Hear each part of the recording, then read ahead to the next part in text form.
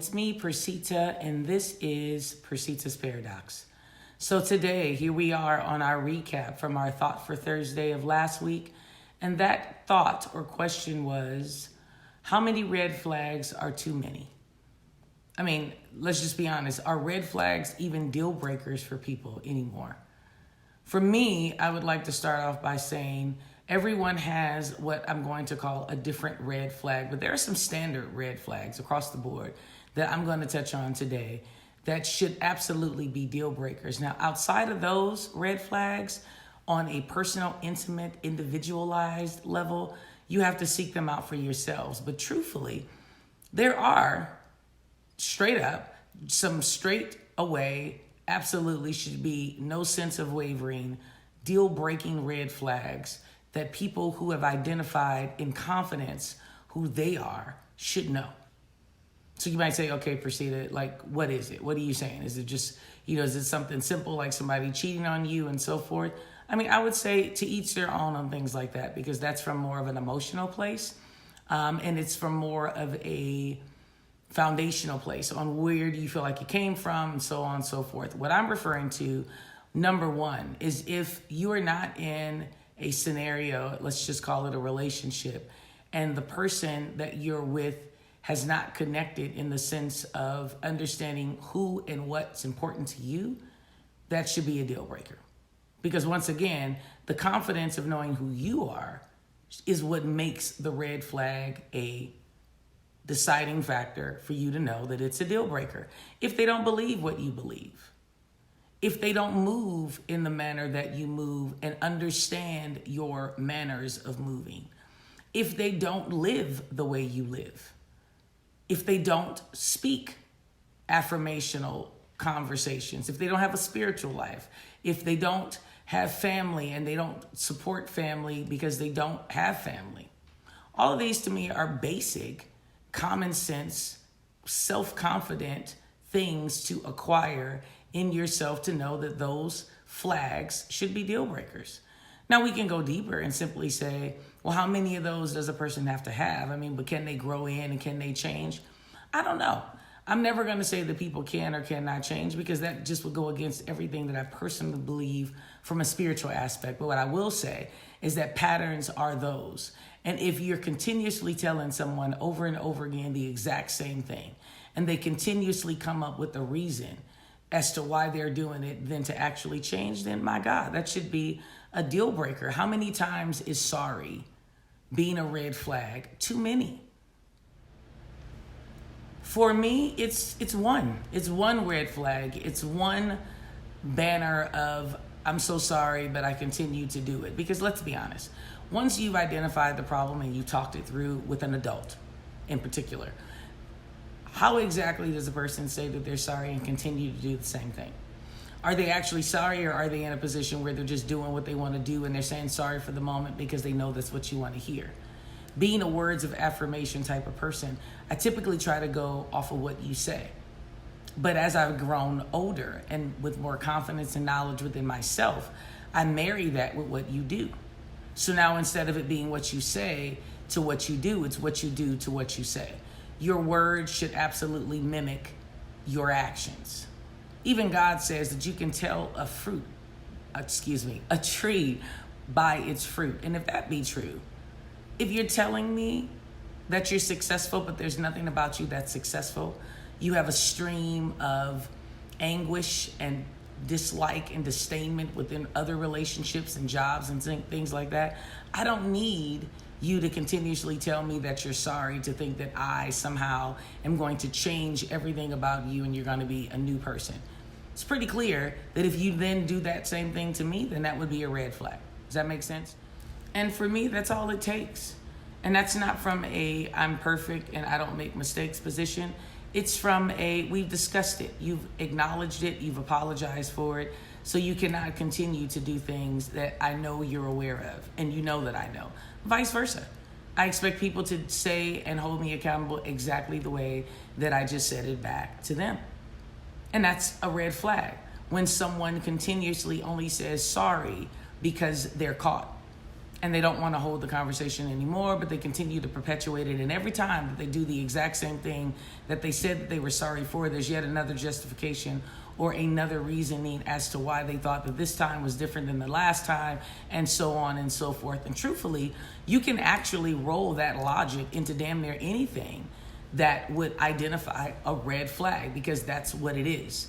It's something you've seen and you've acknowledged. You may have even discussed with the individual or circumstances of what it is to the individuals, if there's multiples, and they continue to do the exact same thing, assuming that because they've acknowledged that they are sorry, that they're going to say, she's going to accept it again, or he's going to accept it again.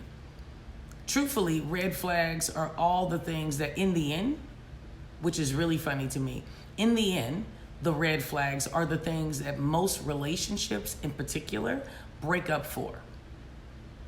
And you'll ask a person, you saw all of these things at the very beginning, why did you stay? And they'll always come back with this exact same analogy. Oh, I thought they would change. I mean, they told me about it, but I was always in a position where I felt like, I'm going to show them another way and they're going to change.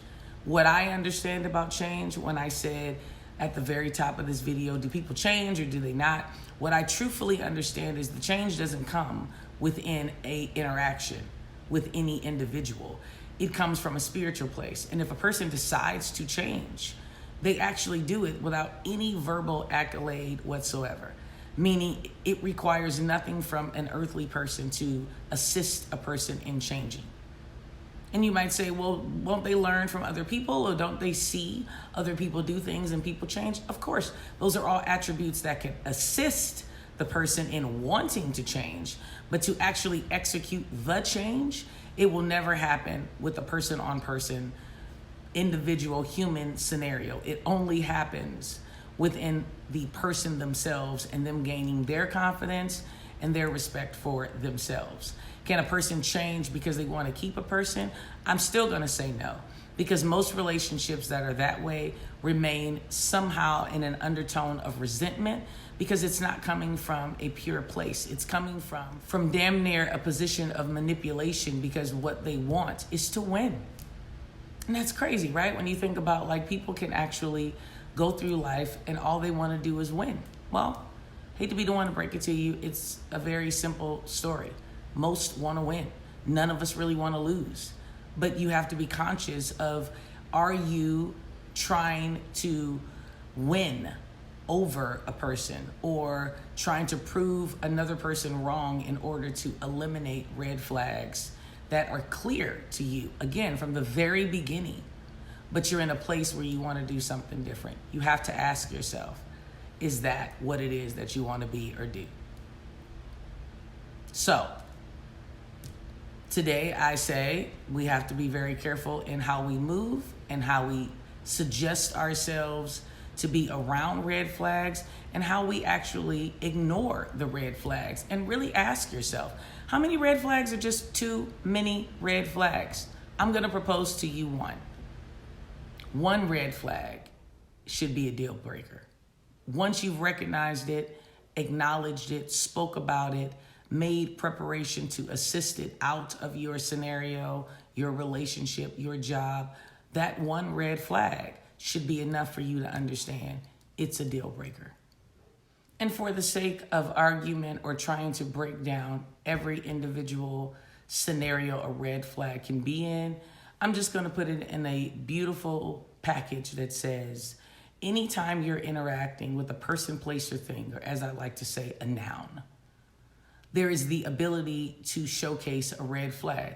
Hell, you can even feel a red flag in a pet.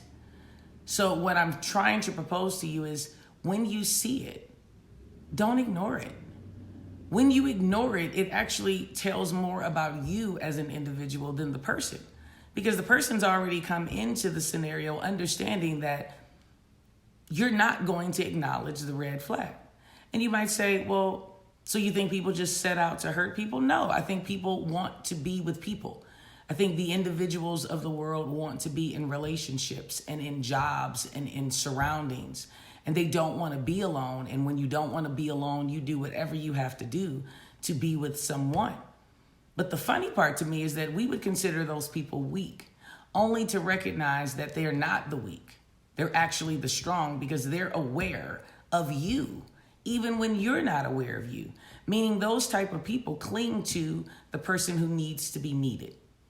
They cling to you because they understand that you have no idea that you need to be needed. So if you go back to the video where I'm actually speaking from the top and I say, there's so many different ways that we can discuss red flags, but I'm going to try to group them into a few that are what I would call everyday common sense types of red flags. That's what I mean.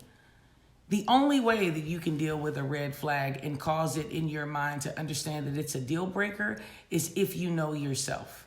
And when you know yourself, it's harder for people to hurt you because you're more aware of not only who they are, but who you are. And it's always interesting because I feel like the person who knows who they are, they have a sense of discernment. They can kind of feel the BS coming. They can see it in a person before the person actually even speaks because they understand who they are and what they attract based on what they're dishing out. You might say, well, what do you mean? Is it karma? Is it a spiritual thing? It's all those things. There's a spiritual world and there's a carnal world. We can agree to disagree, but there's a spiritual world and there's a carnal world in Persita's life. And if that be true, then I can sometimes see a person's intent, which is a huge red flag to me because I can see it, even if it's a good one. And because people always assume that when I'm saying red flags, it's like, oh, okay, well, but what if the person really wants to be around you? But why? Why do they want to be around me? It's still something that I want to identify in my quest of always being capable of understanding what a red flag is. If a person wants to be around me because they envy my life, that's still not a friend that I'd want to be around. Because people who envy your life will literally lead to something more than envy. Envy leads to jealousy. If you didn't know that, there's a caveat for you. Envy leads to jealousy. So I still don't want that in my life. So again, this is a deep subject and we can go on and on about it. And I probably will continue to touch on it to the end of the year. But I just want you to understand that when you see the red flag, do yourself a favor and call it a deal breaker. If you can't call it a deal breaker, then understand that you are not as confident and you are not as ensured of who you are as you believe. And seek help within yourself so that you can make better judgment calls about the moves, surroundings, people, again, the nouns in your life. So I'm going to end it right there because, again, as I'm saying, I could go on forever and ever about the topic, but I know that that was enough because I'm discerning that was enough. So today, I always want to tell you things like, I appreciate you and you make the channel and it's only you that makes me want to get up and do it. And this is that kind of day that I really want to say thank you. I mean, I really greatly appreciate the few people who will always comment for me, and that always lifts my spirits when I can see comments on the walls. And of course, that's not to knock the people who inbox me, but you have to understand that this is a public platform and I'm looking for the flipping people to come and say that this is working for you. So again, I thank you because it means the world to me when you take the time to actually, one, watch the video all the way through and comment. The sharing, the liking, the new subscribers, you guys are awesome. Awesome. Because I don't always believe that I'm helping or I'm great in anything that I need to do when it's in regards to this channel.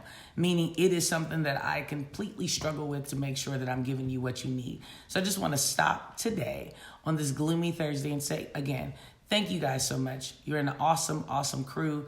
I don't want to call you my family or my peoples or my club. I just want to simply say like-minded is who you are to me, my kindred, and I appreciate that, okay? You have to know that this is not even willing in my mind to be happening unless I know that it's helping someone. So thank you so much for the people who will come out and tell me that. You mean the world to me.